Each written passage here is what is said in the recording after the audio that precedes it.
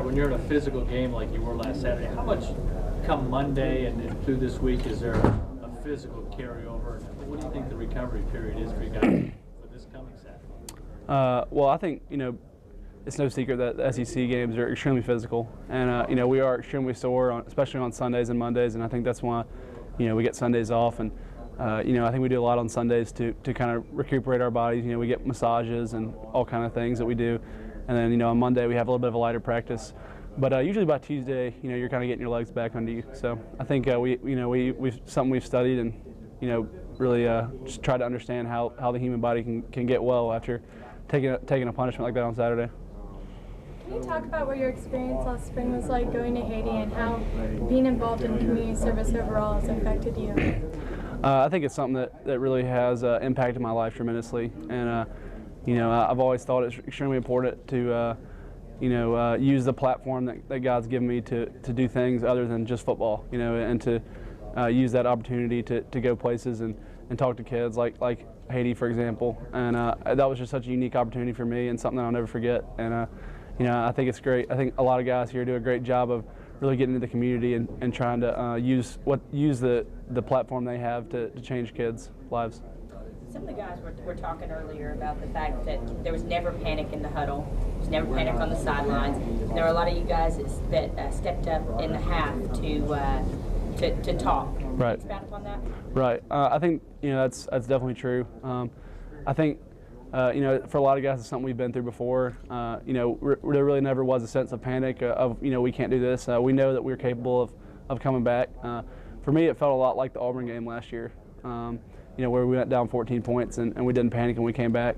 I think a lot of guys kept their cool out there, and it says a lot about our team, and it really says a lot about Coach Saban and just kind of the way he's instilled that into his players.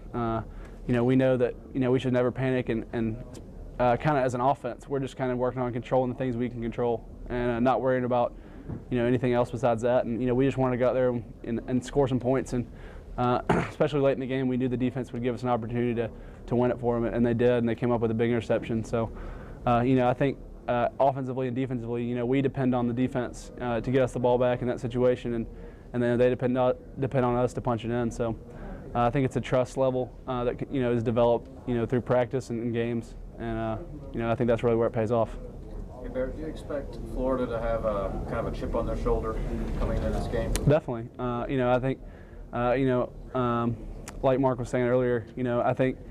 I remember last year how we prepared for this game. It's really all we thought about all year. So, we know Florida's going to come in here extremely intense and ready to play, but, we welcome that challenge and we're excited. We know we have an extremely hard week ahead of us, and we're going to work really hard and try to get prepared for it.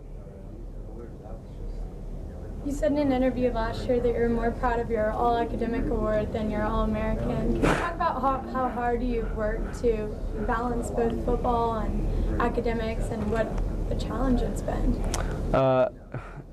It's been extremely challenging. I knew when I came here that I didn't want to come here just for football, but I also wanted to get an education. And it's something it's not easy because we do put so many hours into football. But at the same time, we have a great support staff that helps us do stuff like that. So I just want to keep working and keep trying to maintain that GPA. Going back to that 4th and inches to put the game away, how did it feel for you and the rest of the offensive line, knowing that Coach Saban had the confidence in you to pick that up? It felt really, really good, and that's something that we we really were hoping he'd trust us to get him that few inches, and he did, and it felt great as offensive line just to know that Coach Saban was behind us, and he knew that we could get him that yard, and I'm glad we did. So. Barrett, was there ever a moment on Saturday when you saw what Mark was able to do, given that his knee was still bothering him, just a few weeks ago? Was there ever a moment that you were in shock to see what he was able to do? Honestly, no. I'm never shocked by Mark. I don't know how you can look at him on Saturday and it's amazing that he had surgery 3 or 4 weeks ago. He doesn't look like he's hurt at all. He looks like the Mark Ingram that we all know and love. He's an incredible running back, and there are times when I just kind of watch him when he's in the field ahead of me, and I'm just amazed by the things he does. But he's pretty incredible. Can you explain to us what life's like, in the trenches? It's pretty. I'm trying to think of a word for it. It's pretty tough, pretty rigorous. you know, it's especially in the SEC. You know, you got really big guys on there, and I think it's something that, you know, we put a lot of emphasis on as a program, is just trying to win the war up front, both on offense and defense. So, you know, we kind of take a lot of pride in that, and just kind of trying to physically dominate our opponents, and we feel like, you know, the trenches is where that starts. Is there a lot of talking in there?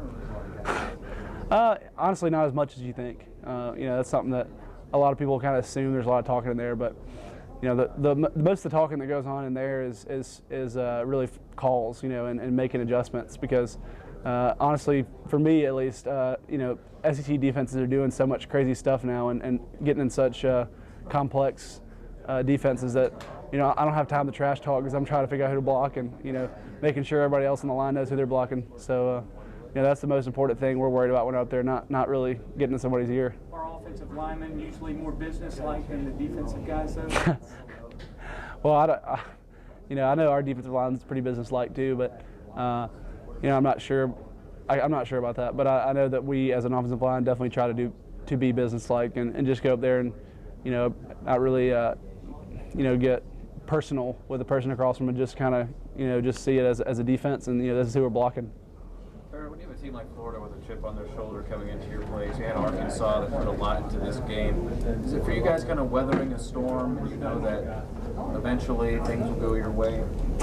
Well, I think one thing, you know, we need to do a better job of in games like this, you know, where a team does have a circle on the schedule, is to come out faster. You know, and I don't think we did a very good job of that last game.